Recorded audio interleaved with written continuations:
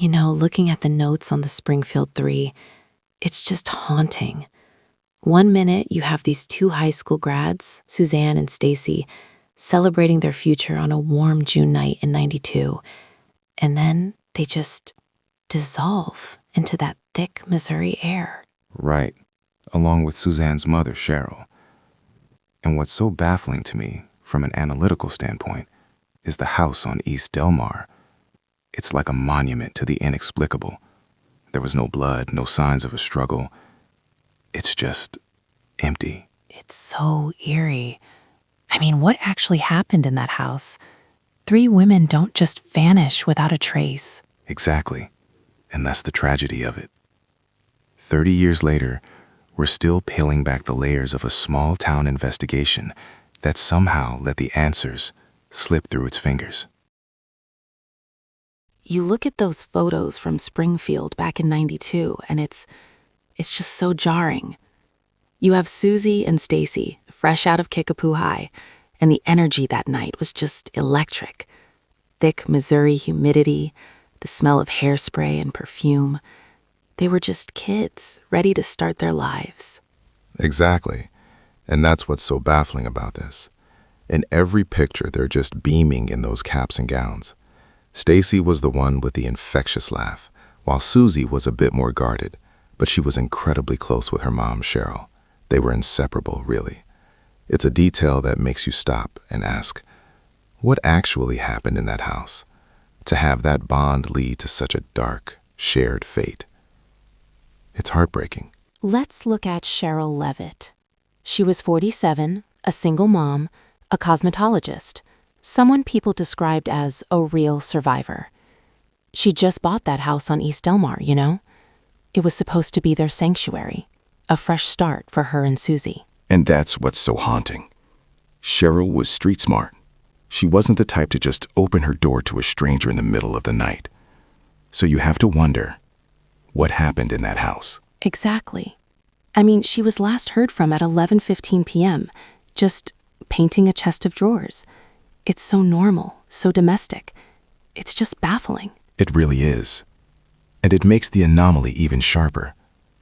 Whoever got inside, they had to bypass the natural defenses of a very protective woman. It suggests a level of coercion or deceit that's just deeply unsettling.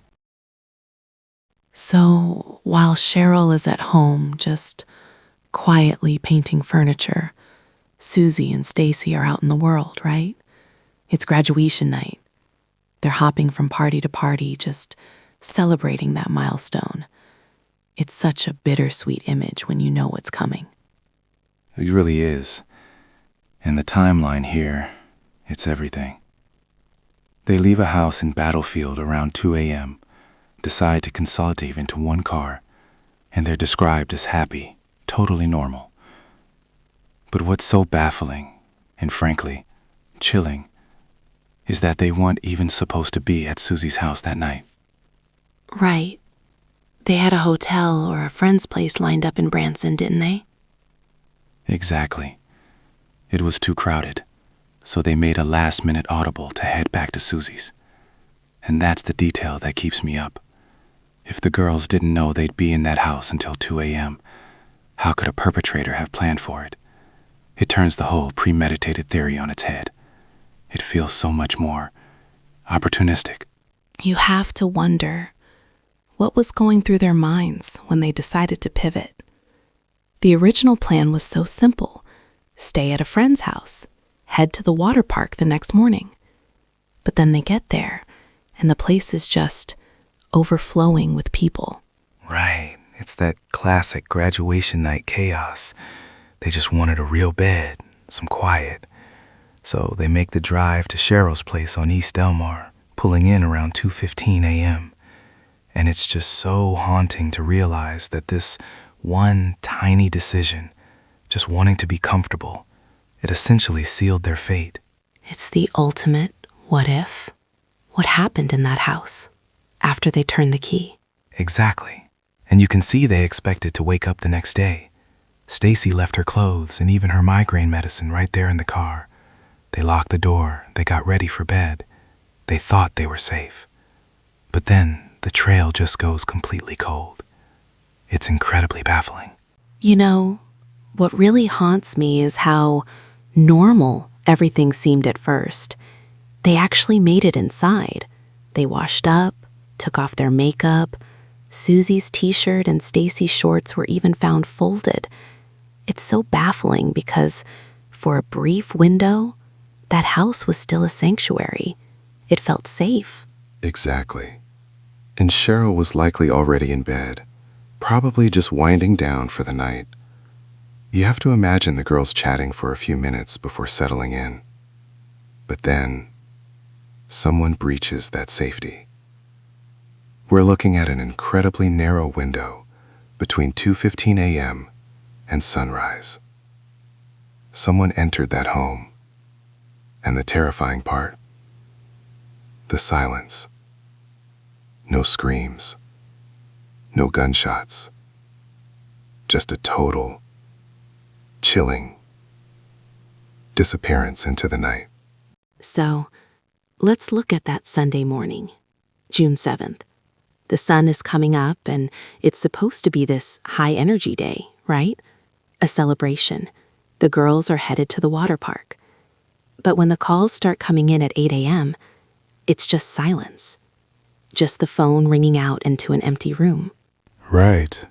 And in 1992, that silence meant something specific. If you weren't answering, you were either out or asleep. But Cheryl? She was an early riser. It's so baffling. As the morning ticks by, that lack of contact, it shifts from annoying to genuinely alarming. Exactly. You have Janice McCall, Stacy's mom, just waiting for a sign.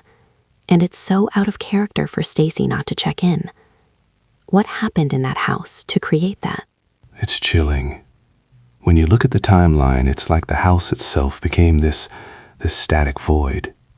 A place where life was supposed to be happening, but instead you just have this heavy, clinical silence. It's 9 in the morning, and the friends pull up to the house. They find the front door unlocked, not kicked in, just left open. They're calling out their names, right? Susie? Stacy? But there's nothing. Just that low hum from the refrigerator in an otherwise silent, immaculate house. It's so eerie. It's chilling, honestly. And this is where the tragedy of the investigation really begins. Because everything looked so undisturbed, the friends started tidying up the remains of the graduation party. They had no idea they were walking through a crime scene. By throwing away those soda cans and moving items, they inadvertently erased the very evidence that could have solved this decades ago. It's a forensic nightmare. And then they saw it, just sitting there on the steps leading to the living room. 3 purses, perfectly lined up in a neat row. It's such a chilling image, isn't it? It really is. I mean, you've got Cheryl, Susie, and Stacy, all their essentials, keys, cash, even their cigarettes, just left behind. It's so baffling because, logically, no one leaves their entire life behind like that. Not willingly. Exactly. It makes you wonder, what happened in that house that made them just walk away from everything? That's the thing. If it were a robbery, the money would be gone. But this, the way they were placed, it feels almost ceremonial. It wasn't about theft. It was about total control. It's just haunting. So we step outside the house, and there's this one detail that it really sticks with you. The front porch light. Right. The glass globe was completely shattered. But here's the thing. The shards weren't just left where they fell. They were actually swept aside, tucked away near the bushes. It's so baffling. especially when you realize the light bulb itself was still screwed in, perfectly intact. In fact, this was the only sign of a physical disturbance on the entire property. What happened on that porch? Exactly. It's a total anomaly. Police looked at two main theories. Either the abductor tried to unscrew the bulb to kill the lights and accidentally drop the globe, or there was some kind of brief struggle as they were being forced out. But the sweeping, that's what gets me. Why clean up? That's the chilling part. It suggests a level of composure. Either the perpetrator stayed to tidy up, or someone else arrived before the police and never reported it. It's a jagged piece of a puzzle that just doesn't fit. It's one of those moments that just haunts you, isn't it? I mean, imagine the scene. The morning of the discovery. The house is in total chaos. And the phone, it just won't stop ringing. A friend, honestly just trying to be helpful, picks up the receiver and inadvertently hits delete on a message left earlier that day. It's devastating, really. Investigators later determined that message contained what they described as lewd sexual innuendo. But because we're talking about 1992, the tech just wasn't there. There was no cloud, no recovery. Once those magnetic particles were scrambled, that voice, potentially the killer's voice, just vanished into thin air. It's so baffling to think the key to the whole mystery was right there, then gone. It's haunting to think about Janice McCall finally making that call. But by the time the police actually arrived at the house, the damage was already done, wasn't it? It's devastating, really. You had 20 different people, well-meaning friends and family, just walking through those rooms, completely unaware they were erasing the only clues left.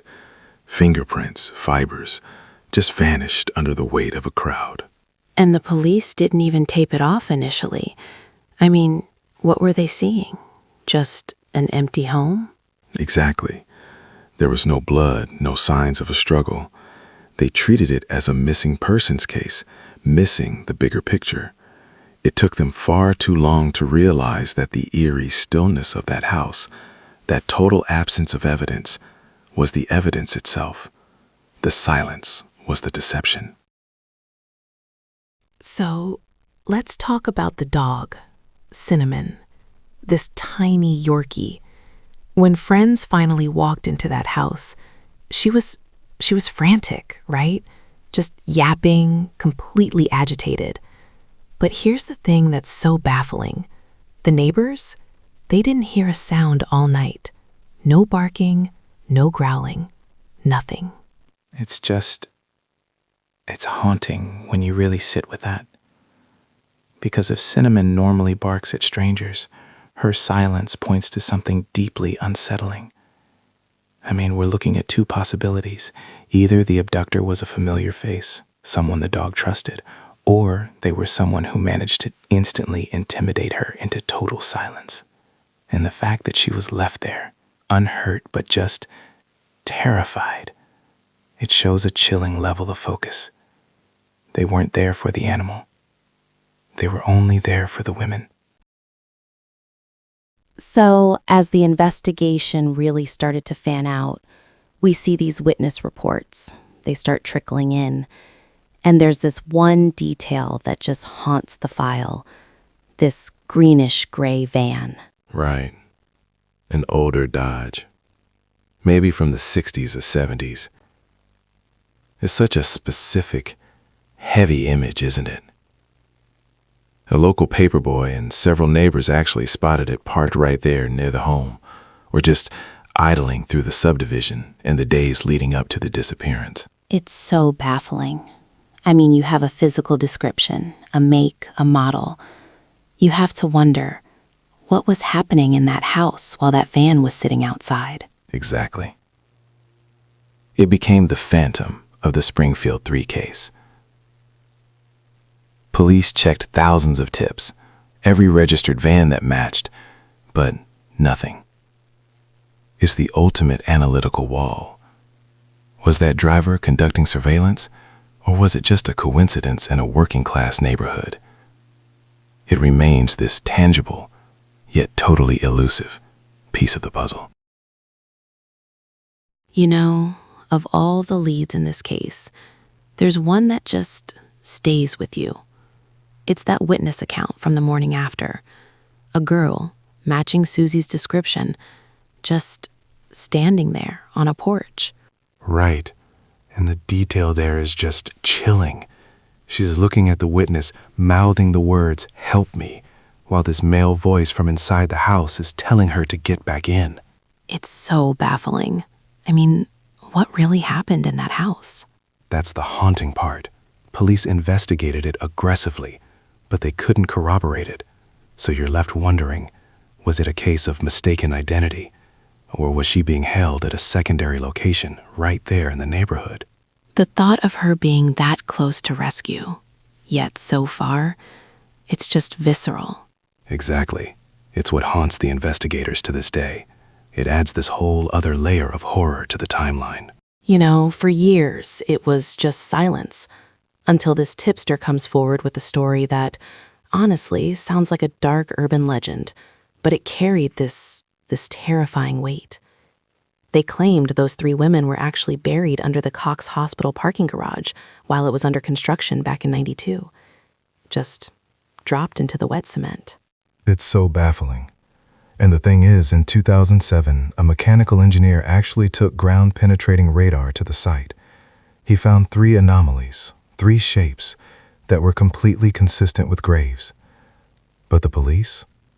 They wouldn't dig.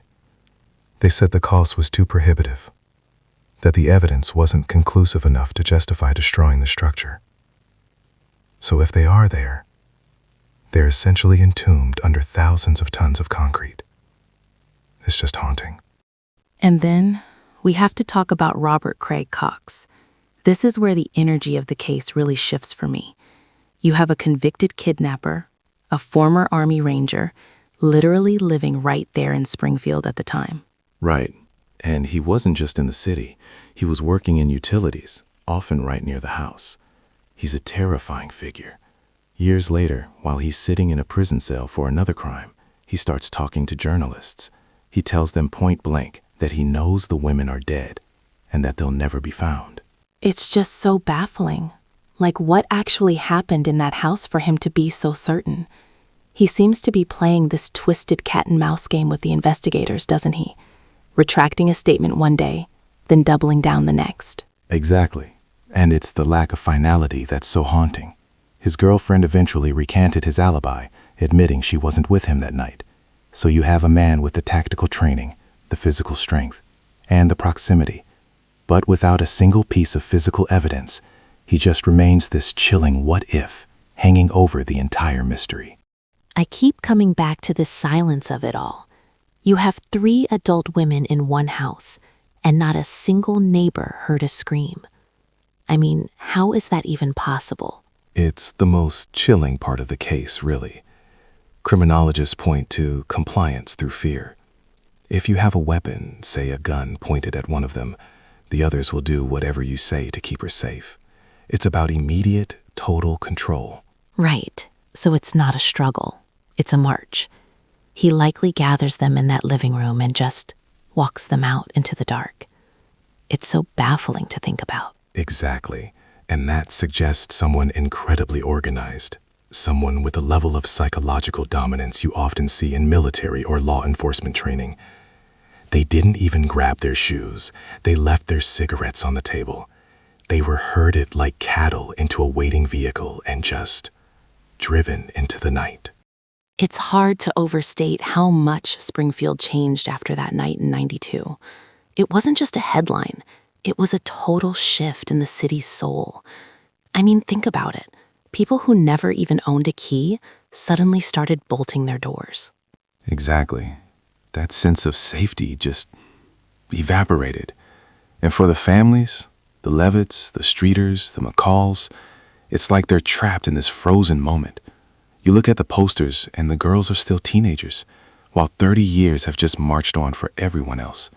It's haunting. It really is. And you see someone like Janice McCall, she didn't just sit in the grief. She turned it into this incredible organization to help others.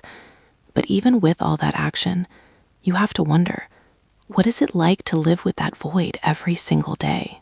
It's a specialized kind of torture. Every time a set of remains is found in the Midwest, there's this agonizing flicker of hope.